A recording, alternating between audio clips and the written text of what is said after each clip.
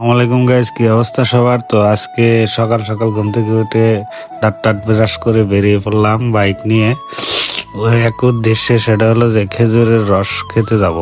তো এর আগেও আমি অনেক আগে গিয়েছিলাম, 2-3 বছর আগে খেয়েছিলাম, তারপরে আর খেজুরের রস খাওয়া হয়নি। এখানে সবাই আরো দুই ভাই বেড়াদার আছে, সবাই আলোচনা করতে করতে নিকরেল পৌঁছে গেছি। সোমবার ফকির ডিগ্রি কলেজের সামনে এসে গেছি।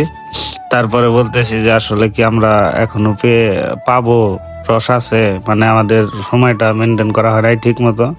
দেখা গেছে যে 7:30 বেজে গেছে, এর মধ্যে আবার জোগাড় এসে বললাম। আসার পরে তারপরে দেখেন সূর্যের ভিউটা কত সুন্দর, রাস্তাটা সকাল সকাল আসলে মনোরম পরিবেশ, দেখতেই ভালো লাগে।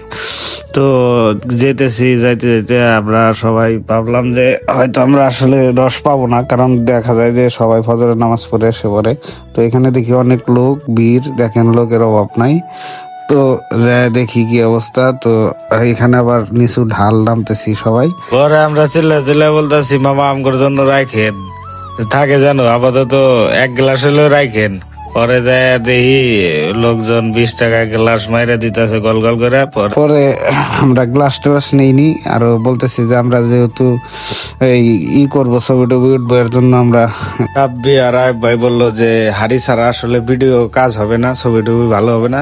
তো আমি গাছে থেকে হাড়ি পেরে নিয়ে আসলাম।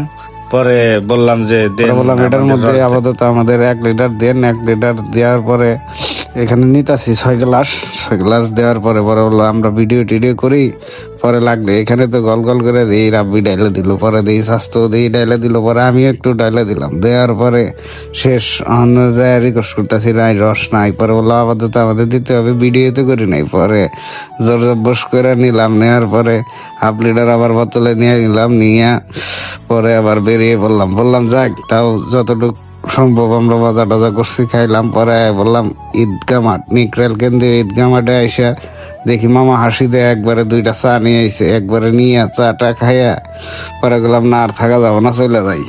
তো ভিডিওটা এই পর্যন্ত, ভালো থাকেন সবাই, সুস্থ থাকেন।